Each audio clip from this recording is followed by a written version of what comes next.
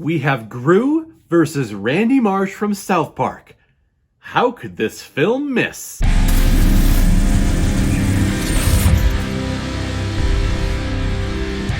Despicable Me 3, released in 2017 and is directed by Pierre Coffin and Kyle Balda, who have been behind this whole Despicable Me Minions franchise. And this film is starring the voices of Steve Carell, Kristen Wiig, Trey Parker, Miranda Cosgrove, Steve Coogan, Jenny Slate, and Julie Andrews. Gru and Lucy have recently been fired from the AVL due to not getting along with newer management. So while figuring out their next steps on how to support their family, Gru is made aware that he has a wealthy twin brother who really wants to see him. And when Gru meets Drew tells Gru that their father was a famous world villain, and Drew wants Gru to teach him the ways of being a villain and being a super spy. And while this is going on, former 80s child star Balthazar Bratt is stealing the world's largest diamond because he's a villain. Yeah, I don't know. This villain is pretty freaking thin. This whole movie, story-wise, is very freaking thin.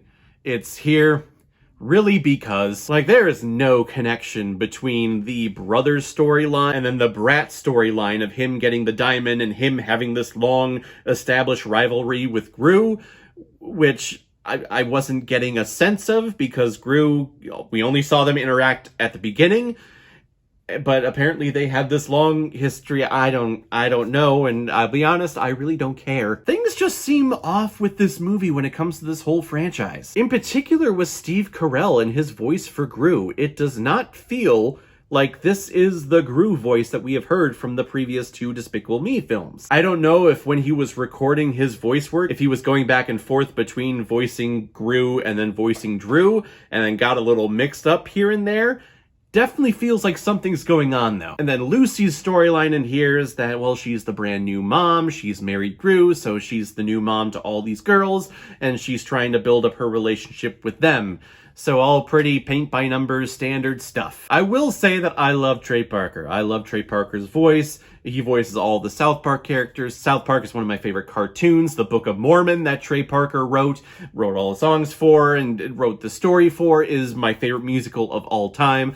I love him. He's a comedic genius. So his voice work here, when I hear Randy Marsh and I hear a little bit of Eric Cartman and I hear Clyde, I hear all these random, like, extra character work from South Park, a smile comes on my face because it makes me very happy and it makes me laugh a lot. I was also curious to see if Trey Parker would fight really hard not to do South Park characters. There are moments in here where you can tell when he's recording that he really wants to bust open like a Randy Marsh line or just any other character from South Park. But he doesn't quite get there. But the anticipation, him trying not to but kind of wanting to, is hilarious to listen to. In terms of the story, though, his master plan, he's an 80s star that got hit puberty and then he wasn't popular anymore. So he's taking his revenge out of the world by stealing the world's largest diamond to reenact one of the climactic happenings from his TV show that got canceled. Okay. The first two Despicable Me films really tried to have a family-type message behind it. The first one had Gru becoming a dad for these three orphans. The second one had Gru falling in love with Lucy and creating a family that way. Here, there really is no message behind this thing. We have Drew, we have Gru, and that's funny because they're twins and they're complete opposites, I guess. There's the whole aspect of Lucy trying to be the mother to the girls, but that's barely touched on. So why do I care? I don't know. The best part of this movie, though, is the Minions, in particular a couple of the skits they did when they go to prison and they're locked up. They're like the gangsters. They run all of the organized crime within the prison. I think that's genius. And the fact that this kid's film was able to get the Minions to perform Gilbert and Sullivan's HMS Pinafore, I'm the very model of a modern major general, is shocking.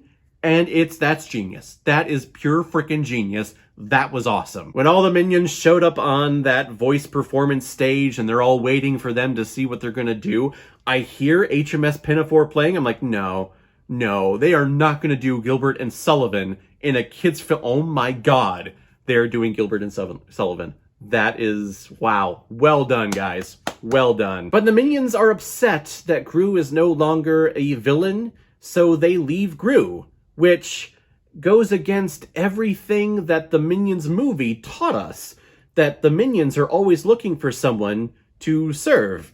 And if they're serving him, they should be happy.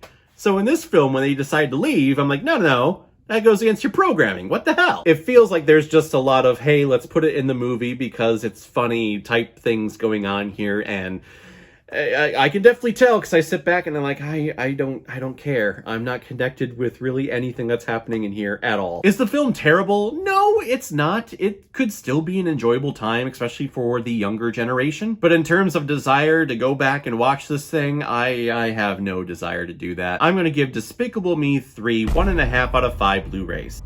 No, sir, I didn't like it. All right, everyone, that leads us up to the new release today of Minions, The Rise of Gru. Hopefully I can get out there to check that out sometime this weekend and release my review of it on Monday. But in the meantime, have you seen Despicable Me 3? What did you think about it? Or if you've never seen it before and you stumbled across because of this video, then comment below, let me know what you thought about it. And as always, if you like what you see here, if you like my take on movies, then hit the subscribe button and make sure you hit that bell. See you on the next time I release my next movie review. So guys, I will see you next time on the channel. But in the meantime, be well, be good to each other, and go watch a movie.